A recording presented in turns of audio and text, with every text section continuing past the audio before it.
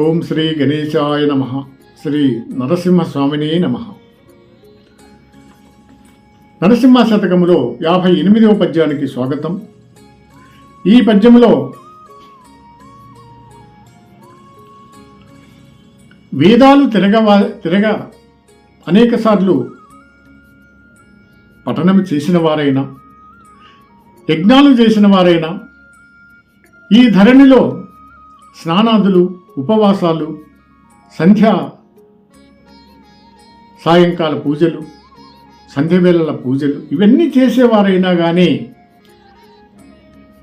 16 దానాలు చేసిన వారైనా కానీ, ఏ చిన్న తప్పు చేసినా కానీ మోక్షమును పొందనేరరు కదా స్వామి అని తెలియజేస్తున్నాడు మనకు. 58వ పద్యం. నిగమాది శాస్త్రముల్ నేర్చిన ద్విజుడైనా, యజ్ఞకర్తకు సోమయాజి అయినా, ధరణి లోపల ప్రభాత స్నానపరుడైనా, నిత్య సత్కర్మాది నిరతుడైనా, ఉపవాస నియమంబునందు సజ్జనుడైనా, కాని వస్త్రము కట్టుఘనుడునైనా, దండి షోడశ మహాదాన పరుండైనా, సకల యాత్రలు సల్పు సరసుడైనా, గర్వమున కష్టపడి నిన్ను గావకున్నా, మోక్ష సామ్రాజ్యముందడు మోహనాంగా, భూషణ వికాస శ్రీధర్మపుర నివాస, దుష్ట సంహారా నరసింహ,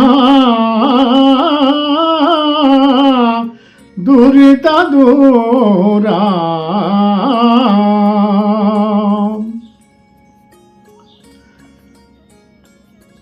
ఏ చిన్న తప్పు చేసినా, గర్వించినా మోక్షం పొందలేము అనే భావనతో, ఓ నరసింహస్వామి, వేదశాస్త్రములు నేర్చుకున్న బ్రాహ్మణుడైనా, యజ్ఞాలు చేయు సోమయాజైనా, ప్రాతకాల స్నాన సంధ్యలు అలవాటు ఉన్నవాడైనా, నిత్యము మంచి పనులే చేయువాడైనా, ఉపవాసాది దీక్షాపరుడైనా, కాషాయ బట్టలు కట్టు గొప్పవాడైనా, 16 రకాల గొప్ప దానములు చేసేవాడైనా, సకల తీర్థయాత్రలు సేవించేవాడైనా, గర్వము చేత కష్టుడై నిన్ను సేవించకున్నచో మోక్షమును పొందనేరడు కదా అని చెప్తున్నటువంటి పద్యం. జై శ్రీ నరసింహస్వామినే నమః.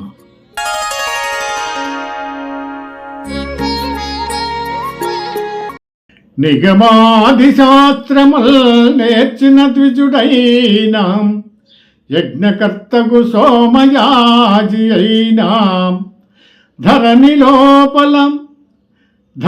లోపల ప్రభాత స్నానపరుడైనా, నిత్య సత్కర్మాది నిరతుడైనా, ఉపవాస నియమంబునందు సజ్జనుడైనా,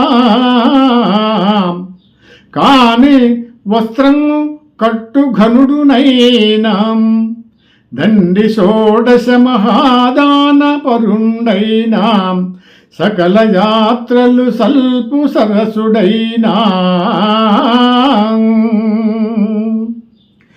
గర్వమున కష్టపడి నిన్ను గావకున్నా, మోక్ష సామ్రాజ్యముందడు మోహనాంగా,